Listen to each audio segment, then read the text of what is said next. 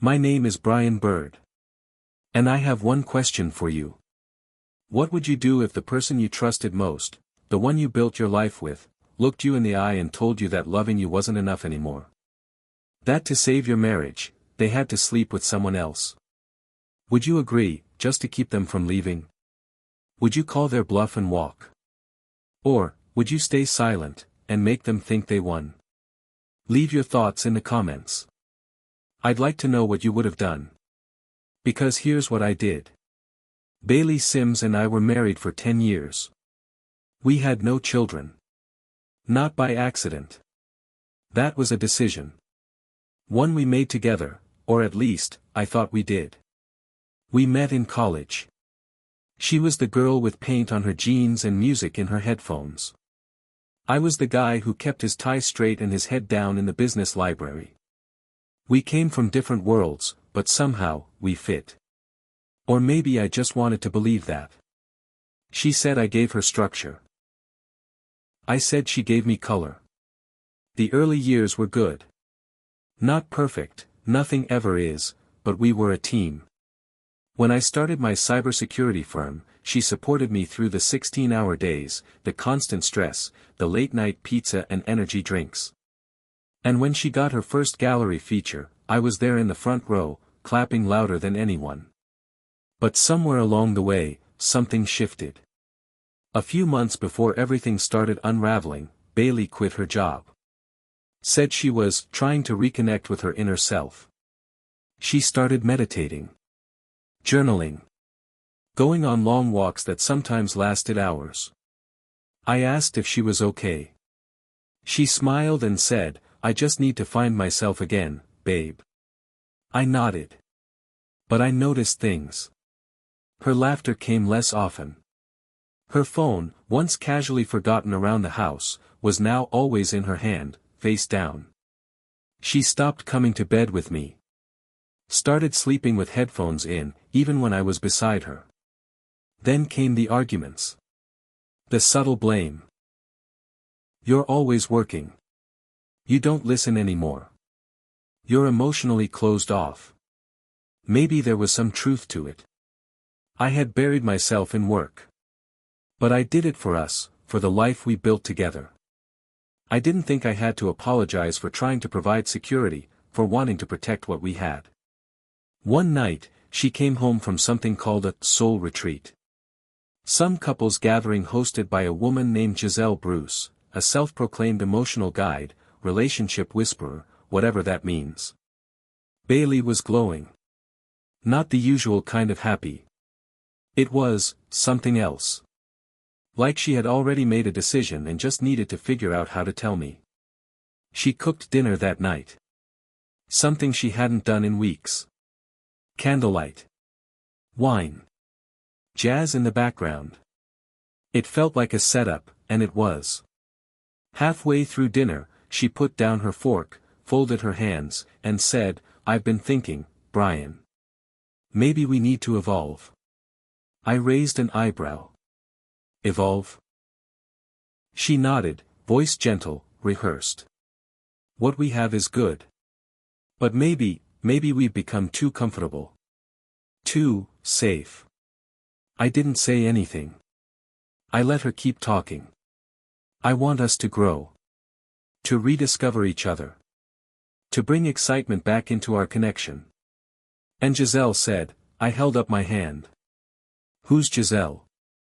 She smiled, a little too brightly. "She's a coach. A relationship healer. She helps couples reconnect." I stayed silent. Then came the real line. "Brian. I think we should try an open marriage." Just like that. Like she was suggesting a new restaurant. I stared at her for a moment. And in that moment, I wasn't looking at my wife anymore. I was looking at a stranger. One who was hiding something behind words like growth and rediscovery. She reached across the table and touched my hand. "This could fix us, Brian. Fix us." She really thought that opening the door to other people would patch the cracks we weren't even willing to admit were there. I didn't pull my hand away. I didn't raise my voice. I didn't cry. I just nodded once, slowly. "All right," I said. "And the worst part?" She looked relieved. The night she asked for an open marriage, I didn't sleep. I lay there next to her, listening to the soft rhythm of her breath, wondering how long she had been planning this conversation. Had she already chosen someone? Was he someone I knew? Was he with her at that retreat, whispering promises under incense and stars? By morning, I had made a decision. Not out of clarity. Not out of peace. But strategy. If she wanted distance, I'd give her the map. But I'd be the one drawing it. The next evening, I came home early. She was in the kitchen, humming some unfamiliar tune, barefoot and swirling around like a teenager again. That same brightness in her eyes. It wasn't for me. It hadn't been for a while.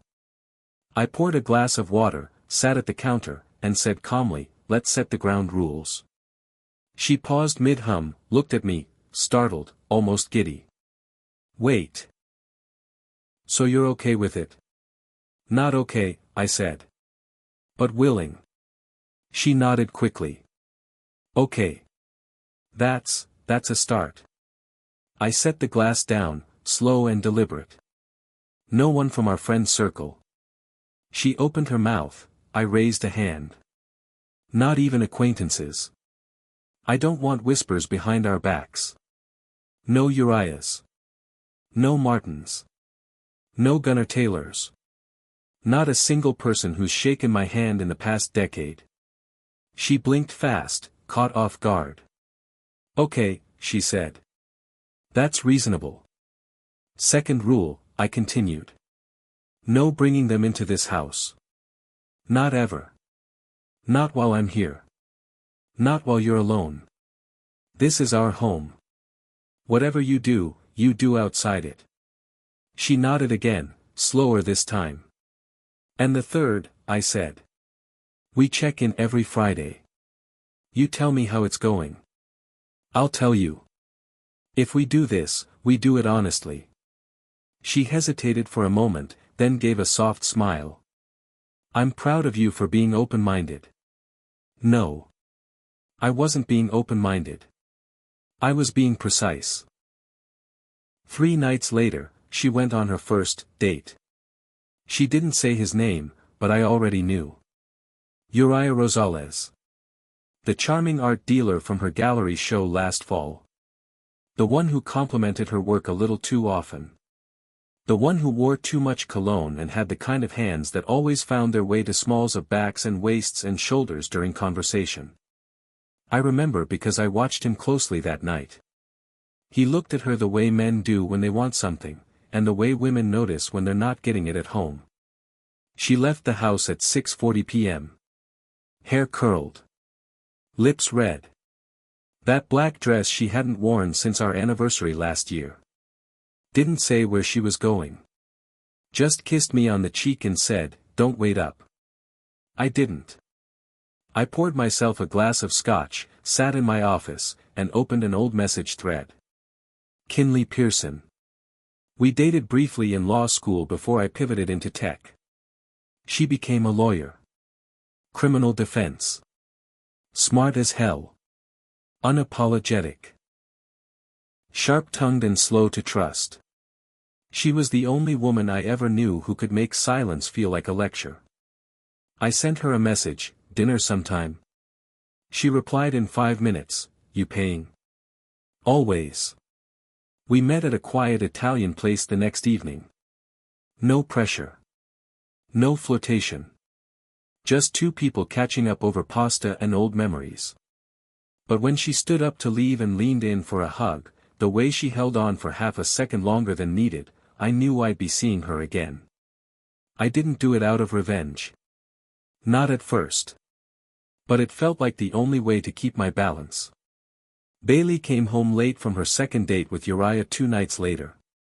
I heard her giggling on the phone as she walked in. Not whispering. Not hiding. Like none of this required shame. She didn't come to bed that night. Slept in the guest room. Said she needed emotional decompression. I said nothing. I let her keep going. The next weekend, she forgot our check-in.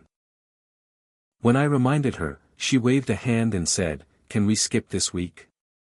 I'm just so overwhelmed with everything lately." I nodded.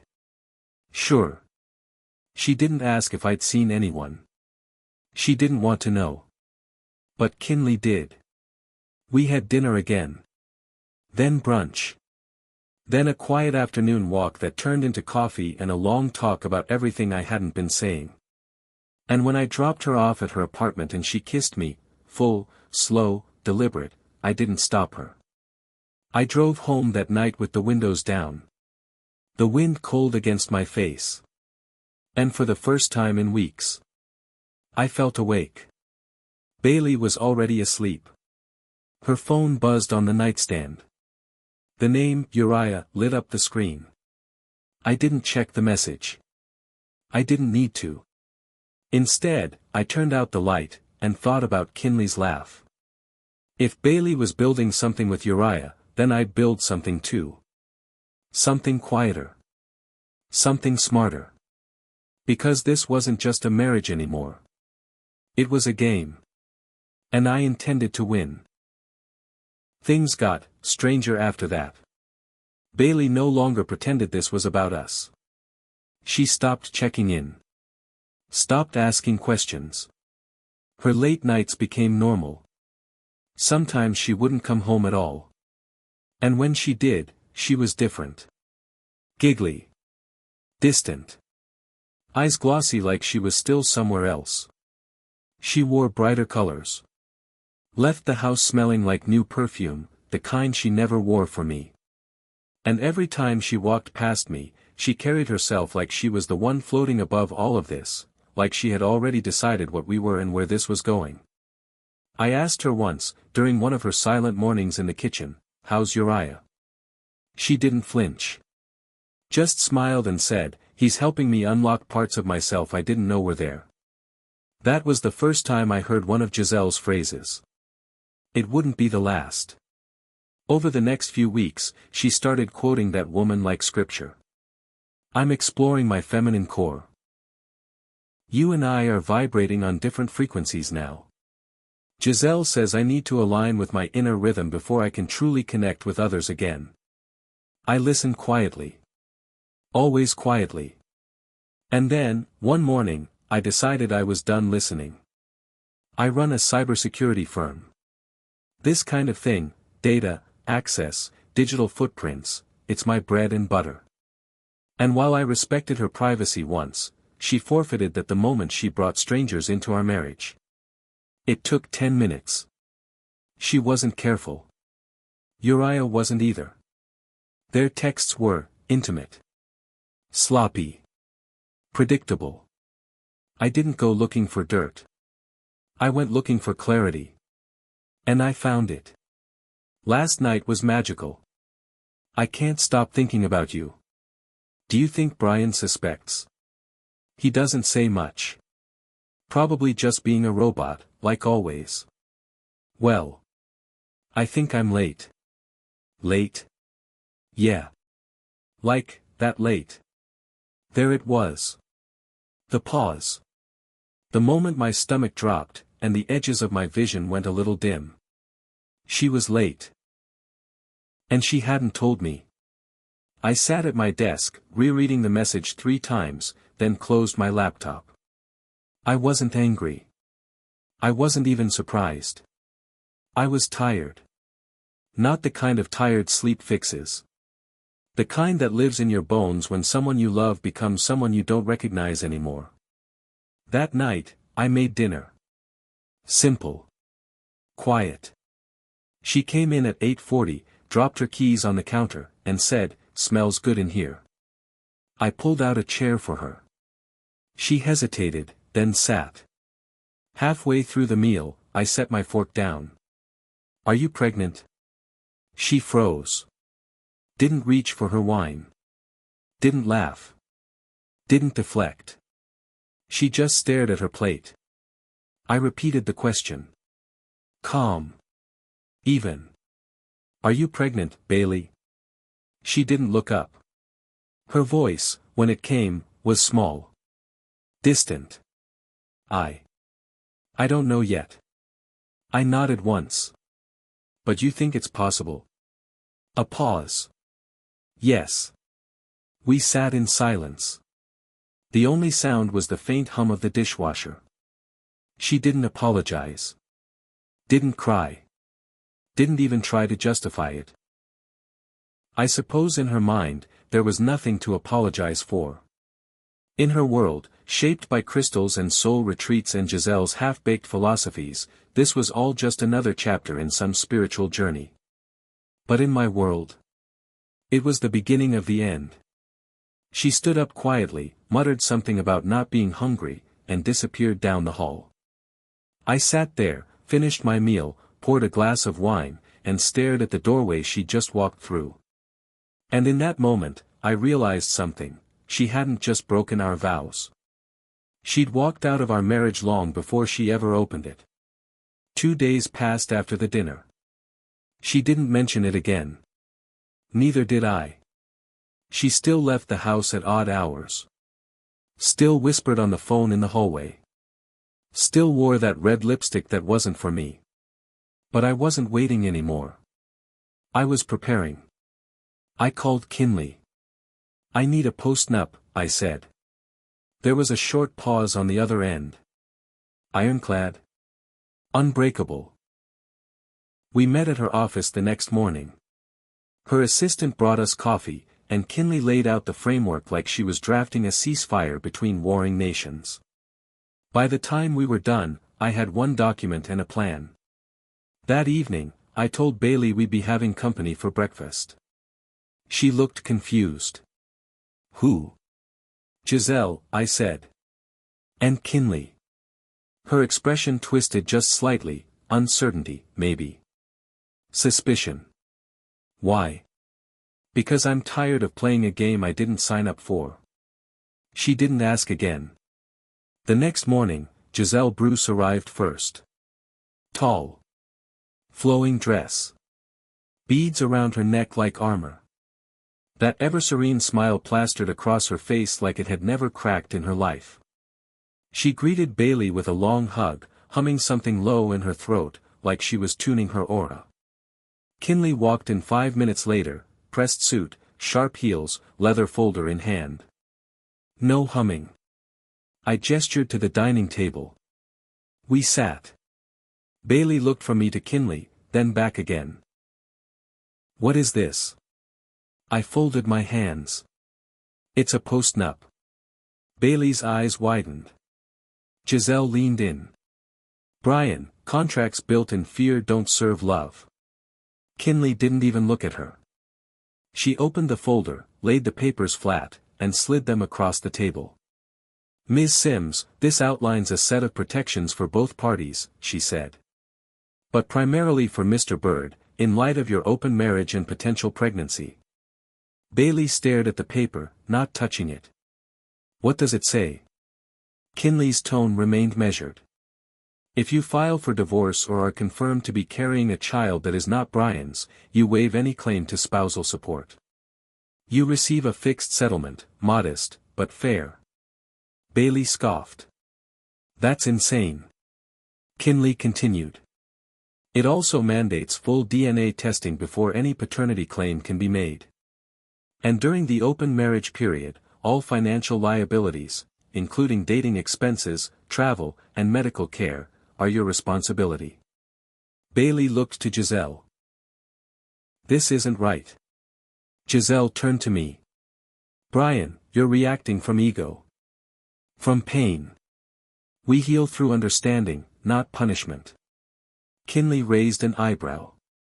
Then calmly said, Ms. Bruce, were you going to disclose your prior litigation history before offering legal advice? Giselle blinked. Excuse me. Kinley flipped another sheet from her folder, a printed court record. Giselle Bruce. Civil case number 1482, Los Angeles County. Accused of defrauding emotionally vulnerable clients. Settled out of court for $95,000. No formal apology issued. Giselle's face drained of color. Bailey looked at her. Then at me. I leaned in slightly. You wanted to explore freedom. I'm just drawing the borders. There was silence. A heavy one. Bailey picked up the pen. Her hand trembled slightly. What happens if I don't sign? I didn't raise my voice. Then I file for divorce. The original prenup still stands. You walk away with even less. She stared at the page. And if I do sign? You get a controlled, clean path forward. No court battles. No public fallout. And if you're pregnant, you'll know where you stand before anything escalates. Kinley slid her a fresh pen. Bailey looked at Giselle one last time. The life coach said nothing. Bailey signed. Her signature was shaky. But it was there. Kinley gathered the pages, tapped them neatly into place, and stood. I'll file this first thing in the morning. She looked at Giselle once more, this time, like someone glancing over a file they've already closed. Thanks for your time. I walked Kinley to the door. She paused just outside. You sure you're okay? I nodded. I wasn't before. But I'm getting there. She nodded back. Just once. Then left. When I came back inside, Bailey was still sitting at the table. Staring at the pen like it had just rewritten her life. And in a way, it had. But not because I forced her hand. Because she gave it away the moment she put her future in someone else's. The art gala was held at the Fenton House, an old estate turned into a venue for curated events and networking. The kind of place with champagne flutes that never empty and music that stays just low enough to make gossip feel private. Bailey was one of the featured artists that night. Her name was printed on the invitation, along with Uriah Rosales. Apparently, they'd collaborated on a mixed-medium emotional immersion piece. It didn't matter what it was. It was an announcement. They weren't hiding anymore. So neither would I. I walked in with Kinley on my arm. She wore a black velvet dress, hair pinned up, eyes calm but unreadable, the same way she looked before closing arguments. Heads turned as we entered. I heard a few voices murmuring. Names. Guesses. Bailey saw me first. She stood near one of her paintings, holding a wine glass like it was a shield. Uriah was next to her, pretending to examine a sculpture, but he kept glancing her way, like he was waiting for a signal. I gave them one. I stepped up to the microphone near the stage. It was meant for announcements, speeches, artist introductions. I tapped it gently, clearing my throat. Ladies and gentlemen, thank you all for being here tonight. I know many of you came to celebrate the artists who've shared their vision and vulnerability with us. My name is Brian Bird. There was a pause. A few people looked over, curious. Others already knew the name. Too many of them knew mine and Bailey's, together.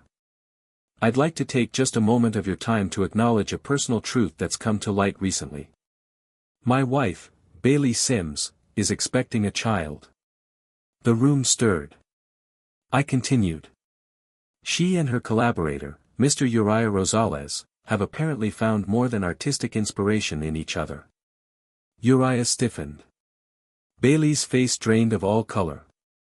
Now, I will not be raising another man's child.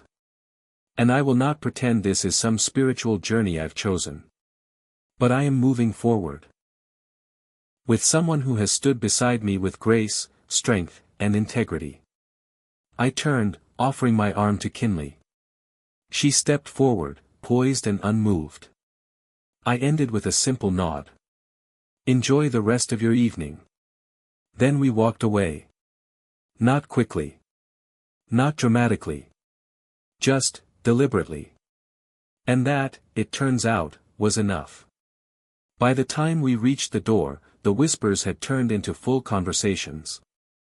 People like Gunnar Taylor, Sophia Walker, Alex Barton, and Amaris Payne, once part of our social circle, looked at Bailey like they didn't know her anymore. Maybe they didn't. Her reputation, so carefully built on self-expression and authenticity, unraveled in one night. By morning, the buzz had hit every gallery group chat and social circle in our city. And Uriah? He vanished. Deleted his art pages. Didn't show up at his next showing. Someone said he went to Mexico. Someone else said he ghosted her. Didn't matter. He was gone. And Bailey? She stayed. But no one came to see her anymore. 1 year later. I proposed to Kinley last fall.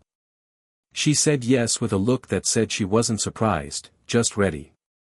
We're planning something small. No fanfare. Just peace. I sold the house Bailey and I shared. Bought a smaller place outside the city. Less space, more light. Every now and then, I still hear her name in passing. Someone asking what happened.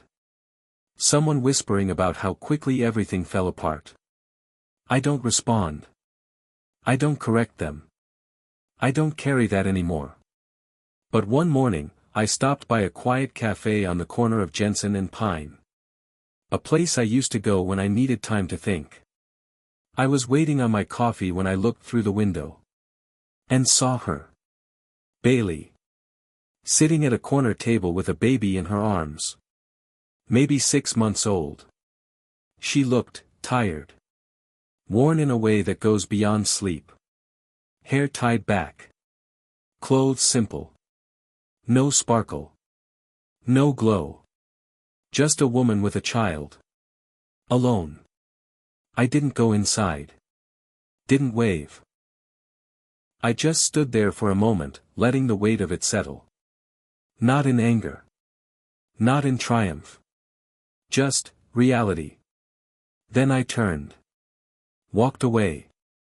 And for the first time in a long time, I didn't feel like I had something to prove. If you've made it this far, thank you for listening. If you've ever felt the sting of betrayal, or found the strength to walk away from something broken, I see you. Tell me in the comments, would you have stayed? Would you have forgiven? Or would you have drawn your line like I did? And don't forget, like, share, and subscribe for more stories like this.